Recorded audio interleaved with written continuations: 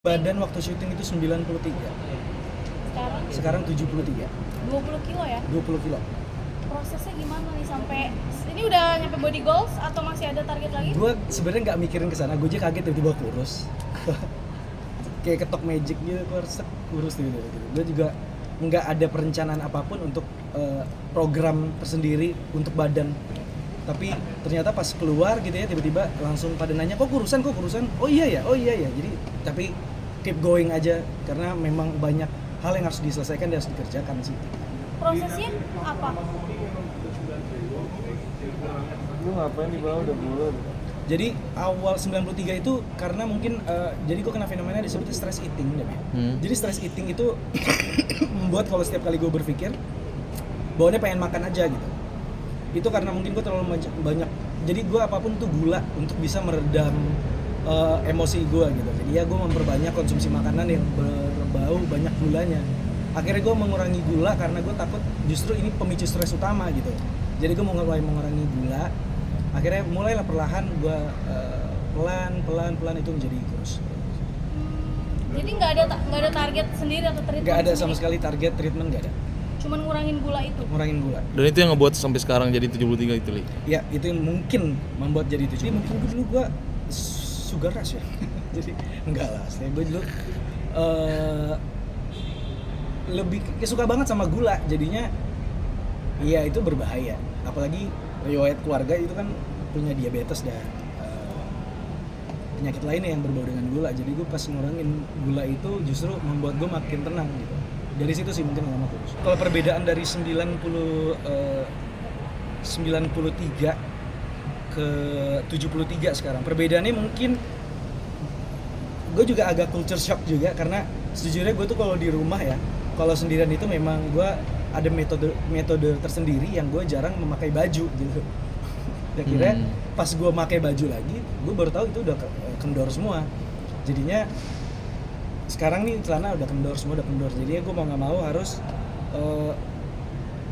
mengulang lagi, gue ngeriset setting soal pakaian dan juga stamina gue dalam beraktivitas. Baju beli baru sama gue pakai baju-baju yang lama lagi. Oh yang dulu. Itu sempat ke dokter ahli gizi atau gimana sih, atau kamu Untuk referensi dari YouTube atau googling gitu? Jadinya masih pakai ilmu dokter gizi yang dulu sih. Jadinya dulu sempat nanya sama beberapa ahli gizi soal makanan dan juga diet yang cocok untuk gua untuk nanti ke depannya, untuk riset gitu. Pada akhirnya itu gue gunain untuk bukan untuk syuting tapi untuk memang kehidupan sehari-hari gitu.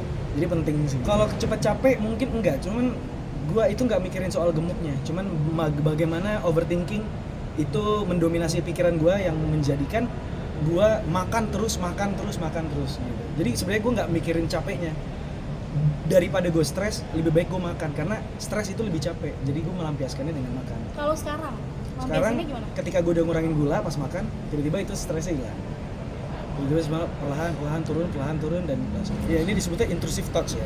Nah kalau intrusive thoughts itu itulah yang penyakit mental gue ini yang tiba-tiba datang hadir yang gak gue panggil, tiba-tiba dia hadir akhirnya membuat gue sendiri stres gitu. Pas gue stres akhirnya gue makan untuk melampiaskan aja sih.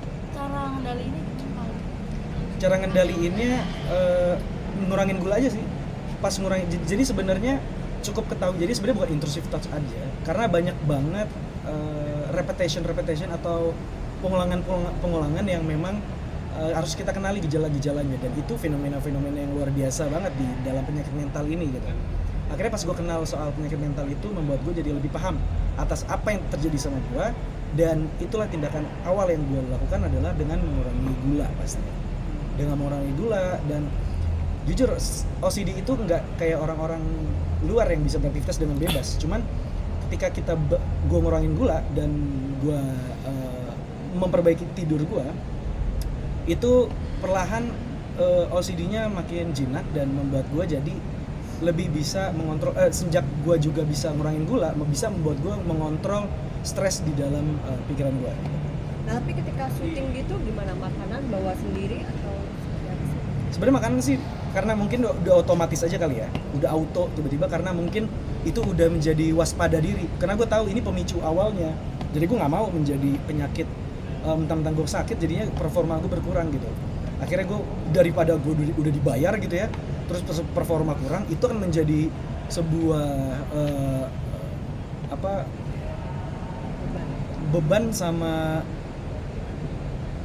trauma balik lagi gitu loh. Trauma pekerjaan yang akhirnya tidak terselesaikan, malah kurang performanya.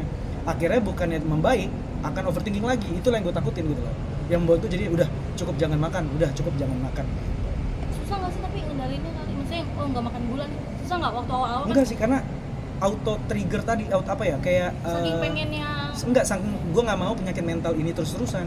Karena itu membuat gue lebih tersiksa gitu loh. Dibanding gue harus menuruti pikiran gue sama ego dalam nafsu makanan.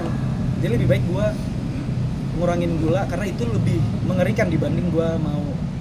Karena kadang yang seneng itu kan belum tentu berakhir baik untuk badan gitu. Justru disitulah gue mengurangi mengkonsumsi hal-hal yang menurut gue flat, cuman itulah yang baik untuk gue dalam konsumsi makanan. Berarti kalau lagi nggak enak mood atau gimana kan biasa orang makan gula. Sekarang kali makannya apa, lebih kemana gitu? Lebih ke sebenarnya air putih udah jadi hal yang gue suka sih sekarang. Air putih. Jadi sistem auto di dalam pikiran udah jadi pindah switch ke minuman, nafsunya tuh jadi gue ubah ke air mineral gitu.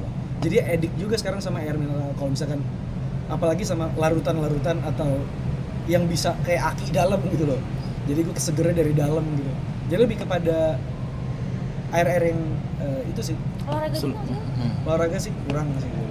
Oh, olahraga kalau lagi di lokasi syuting doang. Berarti semenyiksa itu ya kali? Kalau di lokasi syuting ya biasanya olahraganya kayak dirja. Itu kan fighting.